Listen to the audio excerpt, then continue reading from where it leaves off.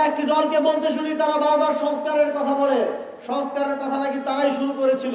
বারের জন্য তাদের দলীয় প্রধানকে আমরা সংস্কারের কিংবা গণভোটের কথাটি মুখেও আনতে দেখি নাই।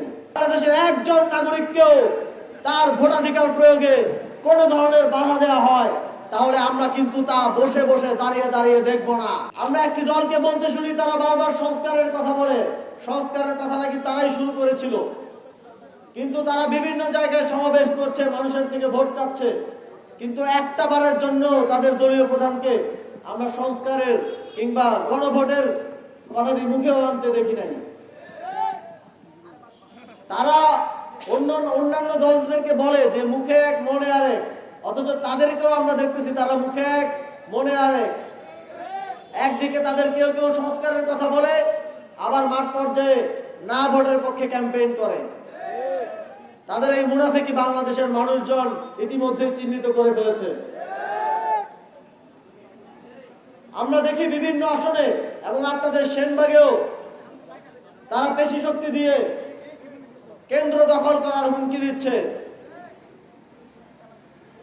বাংলাদেশের মানুষ 3টি নির্বাচনে ভোট দিতে পারেনি। আমরা ঐক্যবদ্ধ বাংলাদেশের পক্ষ থেকে তাদের কি হুঁশিয়ারি করে দিতে চাই, যদি এবার বাংলাদেশের একজন নাগরিককেও তার ভোটাধিকার প্রয়োগে কোনো ধরনের বাধা দেওয়া হয় তাহলে আমরা কিন্তু তা বসে বসে দাঁড়িয়ে দাঁড়িয়ে দেখব না। যেখানে কাউকে ভোট দিতে বাধা সৃষ্টি করা হবে সেখানেই আমরা প্রতিরোধ গড়ে তুলব। বাংলাদেশের কোন নাগরিক এবার ভোট না দিয়ে কেন্দ্র থেকে ফিরে যাবে না, এটা ঐক্যবদ্ধ বাংলাদেশের সকল নেতাকর্মী নিশ্চিত করবে। আপনারা কি এটা নিশ্চিত করতে প্রস্তুত?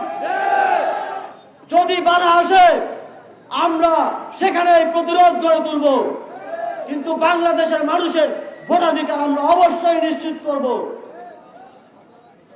আমরা বিশ্বাস করি এবার যদি মানুষ কেন্দ্রে গিয়ে ভোট দিতে পারে তাহলে তাদের ভোট ঐক্যবদ্ধ বাংলাদেশ জোটের পক্ষে আসবে, তাদের ভোট শাপলা গলির পক্ষে আসবে, তাদের ভোট রিকশার পক্ষে আসবে, তাদের ভোট দাঁড়িপাল্লার পক্ষে আসবে। আমরা ইতিমধ্যেই যেখানে মানুষের সাথে কথা বলি সেখানেই ইতিমধ্যেই এই ঐক্যবদ্ধ বাংলাদেশের পক্ষে মানুষের ম্যান্ডেট, মানুষের সমর্থন আমরা দেখতে পাচ্ছি। এই সমর্থন বাস্তবায়ন করা আপনাদের দায়িত্ব, আমাদের দায়িত্ব। প্রত্যেকটি কেন্দ্রে নিরাপদে তাদের ভোট দেওয়ার অধিকার নিশ্চিত করা আমাদের সকলের দায়িত্ব।